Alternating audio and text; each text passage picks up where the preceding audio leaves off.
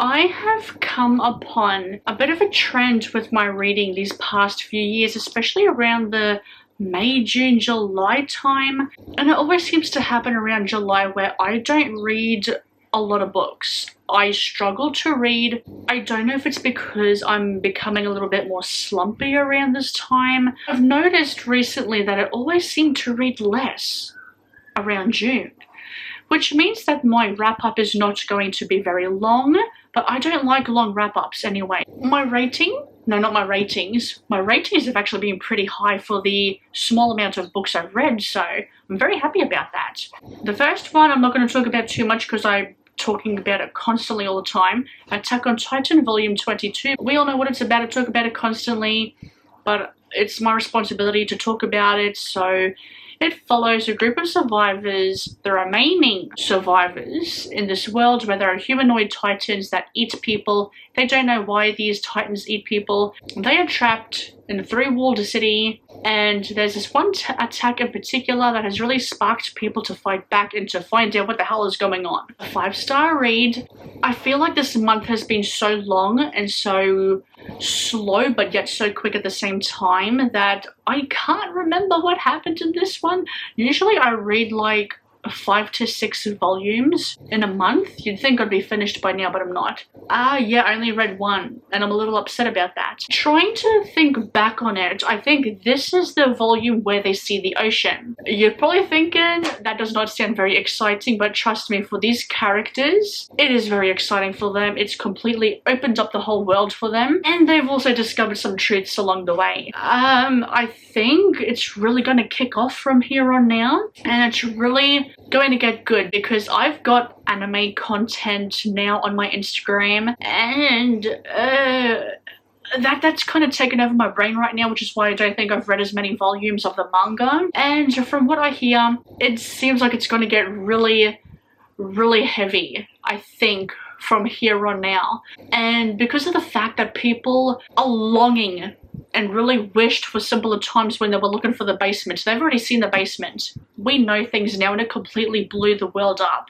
Not in that kind of way, but it's like expanded the world. It's really a plot twist. That's the word I'm thinking of, plot twist. I love the series so much, and it's really, really, I don't want to say overshadowed, but I don't know if any book I read in the year is going to top Attack on Titan. I really don't.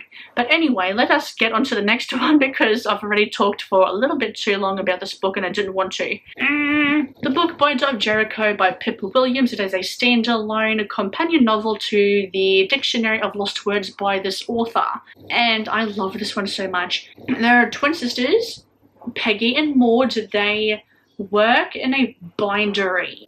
Peggy is intelligent, ambitious, and dreams of going to Oxford University, but for most of her life, she has been told her job is to bind the books, not read them. Maud, her twin sister, meanwhile, wants nothing more than what she has. She is extraordinary but vulnerable. Peggy needs to watch over her. World War I is raging, and there are refugees that come from the devastated cities of Belgium, and it kind of changes the sisters' lives for the good, I like to think, because they've done a lot of growing, I feel like. And Peggy wants to use her intelligence. She does want to write her own stories. I think she does. She wants to write her own stories. She wants to go into the Oxford University.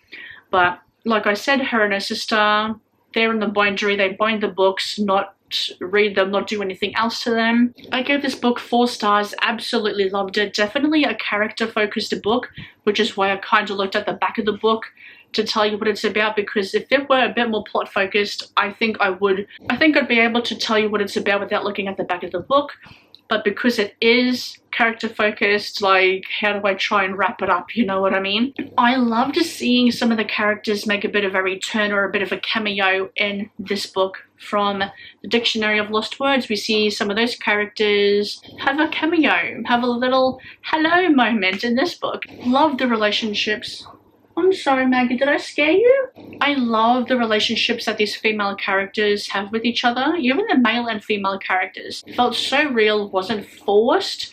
This book really talks about wanting more than you have, and just Peggy struggling to come to terms, struggling with what she wants in her future. She wants her own future. She wants to go to university, but at the same time, if she feels responsibility for her twin sister and to take care of her, because I believe Maud has autism. It's not specifically stated because in this time, in 1914, they would not have the medical knowledge or expertise of doctors to know what autism is, but I do think Maud has autism. Peggy's conflicting feelings about her future, what she wants. She, like I said, she feels a responsibility to take care of her sister, but they do a lot of growing, these sisters, in this book, and it's just about learning to live, learning to let things go, and Peggy wants more things than what she is capable of having. There is a suffragette movement going on. It's like a big rally about women having the right to vote. And Peggy was having conflicting feelings about it because she was thinking it's only going to be for the rich women in society, not the poorer women like her and her sister in society. Finding it hard to get into university. She's clearly a very smart woman. Her house, or her boathouse, is pretty much lined up with books. I love seeing the relationship that she had with her mother and the future that her mother wanted for her and Maud. And it was just so very well realized. I feel like the characters were fleshed out quite well. Like, I'm kind of going all over the place with my thoughts right now, but there's so much to talk about. It's so good. There are sex scenes in here. There was one sex scene in Dictionary of Lost Words. That one wasn't nearly as steamy as this one. This one had a little bit more steam, and there is a little bit more than in the Dictionary of Lost Words. There's only one in that one, and that one was done good. That one, actually, both sets of sex scenes in both books were actually done pretty good. They were done tastefully. They weren't steamy. They had enough steam for you to understand what was happening, yet it wasn't explicit, like erotic, almost pornographic level. Feed Them Silence by Lee Mandelo. It is a sci-fi horror, but I would call it more sci-fi because I did not find any horror elements in it at all.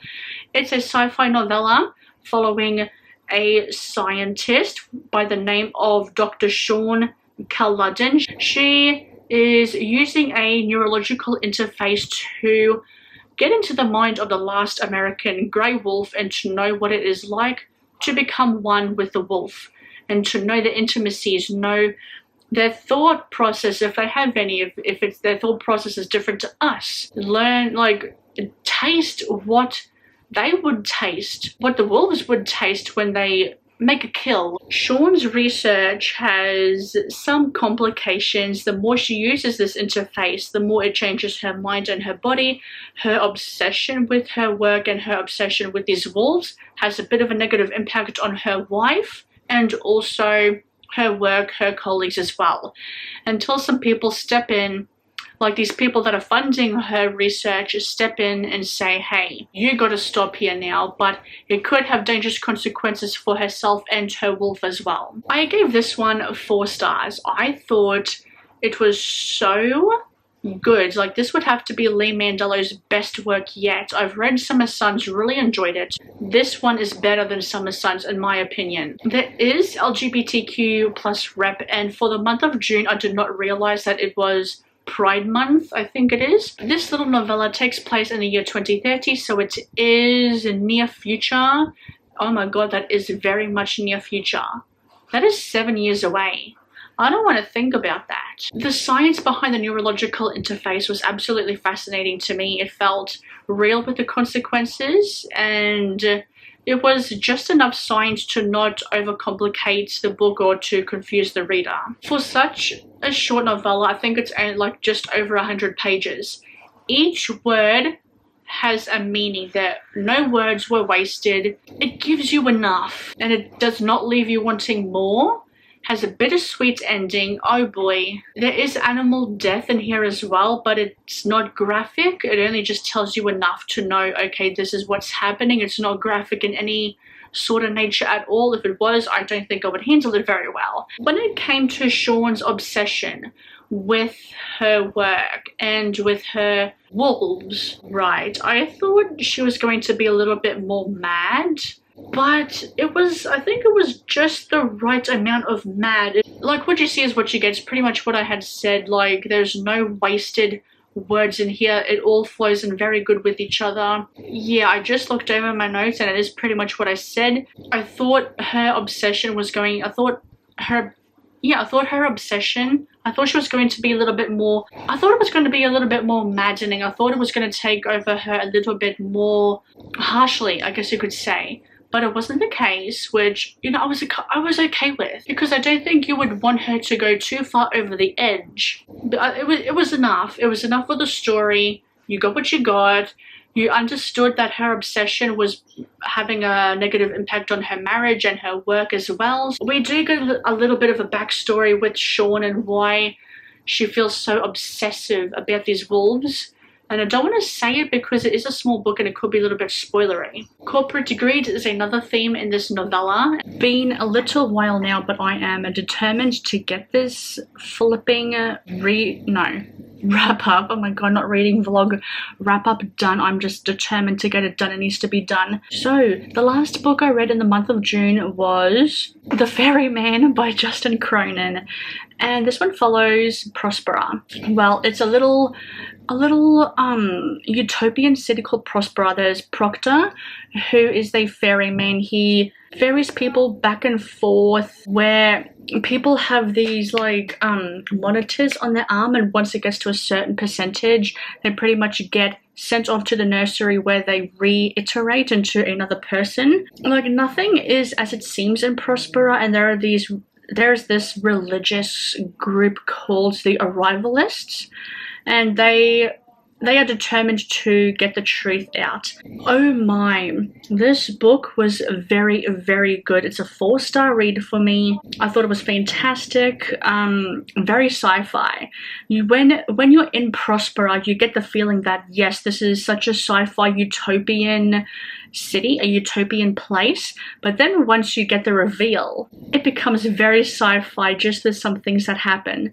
This is the problem when you don't write your notes down, because you think you can just freeball it. No. It was done so well. The reveals, it was very masterfully done, and when you read about the reveal, when you get to the point when you get to the reveal and you think back to other parts in the book and you go, oh yes, okay, I see what you did there. It was done so good. But I want to be vague about it, this book, and my review for it, because if you just go into it blindly, I think you will have a much better time. Oh my gosh. My brain today, oh my god, I cannot believe this, my brain. The ending of the book really tugged on my heartstrings. It was so emotional, a real gut punch. This book does talk a lot about environmental climates and the environmental collapse. It's not too in your face, but it does mention it here and there. Just go into it blindly, know that it's a utopian. Oh my gosh, now I remember. Okay, so this book does have similar vibes, not the same because it stands on its own, but there are similar vibes to other sci-fi books, other sci-fi movies I have read. I don't want to say what they are, but there are definite aspects and points of the book where I was like, hey, this kind of reminds me of this book. Hey, this reminds me of that movie. But it also stands on its own without having to rely on those vibes. That is it for the reading vlog. Not reading vlog, for goodness sake. That is it for the June wrap-up. 4 books, not my best month. Hopefully July will be better. Fingers crossed. If you enjoyed this video, you will know what to do. What books did you read in June? I would like to know. Do any of these books sound interesting to you? And I will see you in another video. Bye!